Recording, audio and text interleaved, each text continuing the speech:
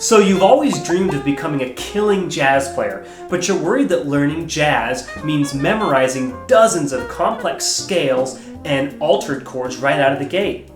But if you try to build your foundation on heavy music theory, you're going to end up frustrated, overwhelming, and sounding like a computer program. The truth is that the most important first concept you'll ever learn in jazz isn't a chord or a scale at all. It's all about focusing on this one key aspect of your playing. In this video, I'll let you in on the secret that will transform you into the player you've always wanted to become. Hi there, Josiah Bernasian from Learn Jazz Standards here. What separates great players from mediocre players? Pros focus on rhythm, phrasing, and feel first, and then melody and harmony secondarily. So let's dive into what this means for you. When you're first diving into jazz, it's incredibly easy to get sucked into the theory rabbit hole. You look at a lead sheet, you see a major 7 chord, a minor 7 chord, and you immediately start worrying about the notes that you're allowed to play. But here's the secret that professional jazz musicians know. A great rhythm with average notes will always sound better than an average rhythm with great notes. Think about it like this. You can play a perfectly analyzed, theoretically correct Lydian dominant scale, for example, over a given chord, but if your articulation is stiff and your rhythm is completely straight, it's not going to sound like jazz at all. It's going to sound like an exercise, and it's probably going to sound like classical music. Let me show you what I mean over the first phrase of the bebop standard Donna Lee. I'm going to play all the right notes, but I'll play it with the wrong articulation and with stiff, straight rhythm, like this.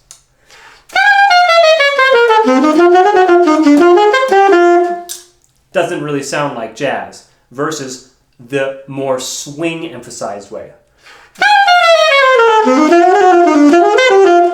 Huge difference. So you see, jazz is a language, and just like any spoken language, it's not just about the words that you choose. It's about all the subtle things like inflection, accent, and dialect. In jazz, the dialect is kind of like our swing feel and phrasing. So what exactly is swing feel in jazz? If you look at sheet music, you're going to see most rhythms in jazz written using standard eighth notes. But we don't actually play them evenly like you would in classical music.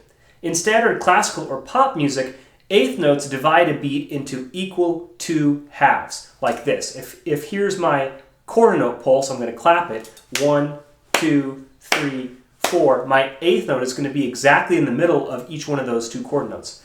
1 and 2 and 3 and 4 and. So this is what it sounds like when you play a straight eighth note scale.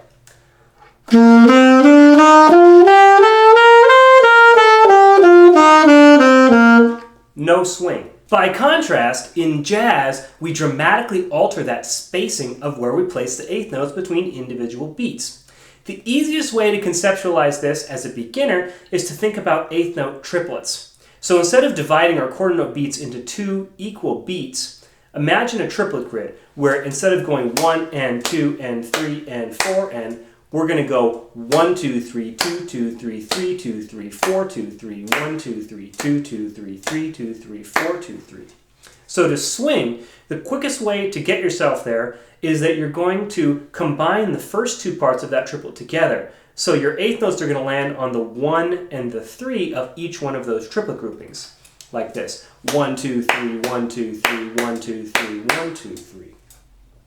And this is what it sounds like when I play a scale with this triplet-based swing rhythm.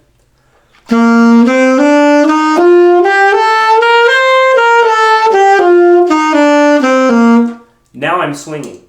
But there's one other key element to swing, and that's articulation and accent. More about that in a second. By the way, if you want to dive deeper into jazz playing and improve your jazz skill set, we actually have full studies of jazz standards with PDFs, play-along tracks, and chord analyses in our Learn Jazz Standards Inner Circle. You can check that out in the description below. So back to our key point about swing feel, it's not just about getting the rhythm right, it's about articulating the correct notes and putting the correct accent into your swing feel. Articulation can make or break your jazz playing. So beginners will often accent the downbeats, or what we call the strong beats, when they're trying to play their jazz eighth notes, which would be like this. Da, boo, da, boo, da, boo, da, boo, da. Or if I'm playing my scale, like this.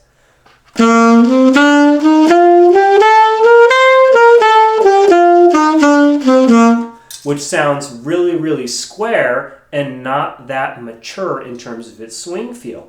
In jazz, we actually tend to put our accent gently on the upbeats rather than on the downbeats. So going back to my singing example, it would be 1 and 2 and 3 and 4 and 1. So I'm accenting those swung ands. Or if we go back to our triplet grid, it's that third grouping of the triplet. 1, 2, 3, 1, 2, 3, 1, 2, 3, 1, 2, 3, 1, 2, 3, 1, 2, 3, 1, 2, 3, 1, 2, 3, 1. So that's the correct or proper or more authentic jazz way. Let me show you what that sounds like going back to our scale example.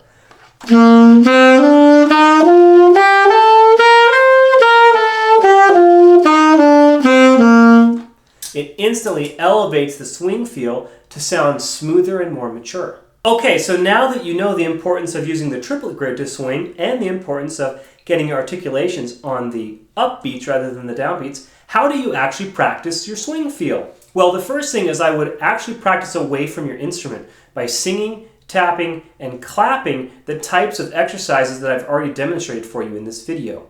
So a good one to start with would be to clap on all 4 chord notes of the beat, 1, 2, 3, 4, and sing aloud the triplet subdivision like this. 1, 2, 3, 2, 2, 3, 3, 2, 3, 4, 2, 3. And if keeping track of 1, 2, 3, 4 is too much for your brain, that's fine. Just do all 1, 2, 3, 1, 2, 3 over and over again like this. 1, 2, 3, 1, 2, 3, 1, 2, 3, 1, 2, 3. The next step is you're going to clap on the 1 and the 3. So you're going to skip the 2, and that's going to give you the skeleton of your swing eighth note feel like this. 1, 2, 3, 1, 2, 3, 1, 2, 3, 1, 2, 3, 1, 2, 3, 1, 2, 3, 1.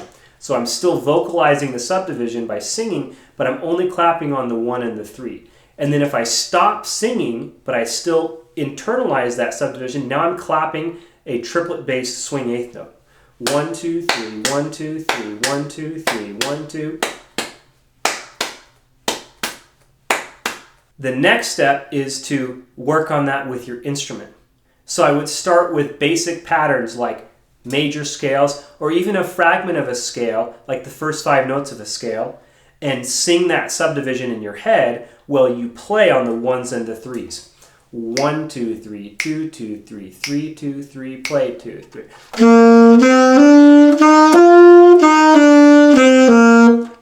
Very simple exercises like that. As you're doing them, remember, we're going to very, very gently accent the upbeats, and when possible, articulate or tongue the upbeat and slur to the downbeat for wind players like this. 1, 2, 3, 2, 2, 3, 3, 2, 3, 4.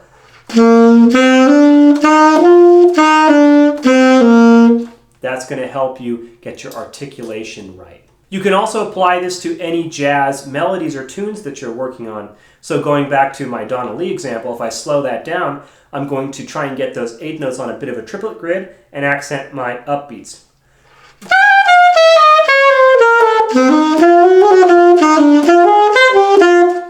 So hopefully you heard the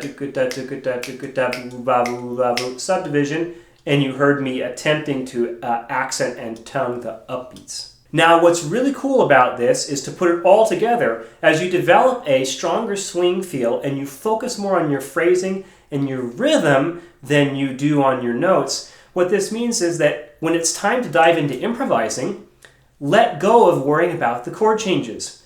You can just figure out what's the general key center, or even what's a couple of good notes, and focus on your phrasing and your rhythm first.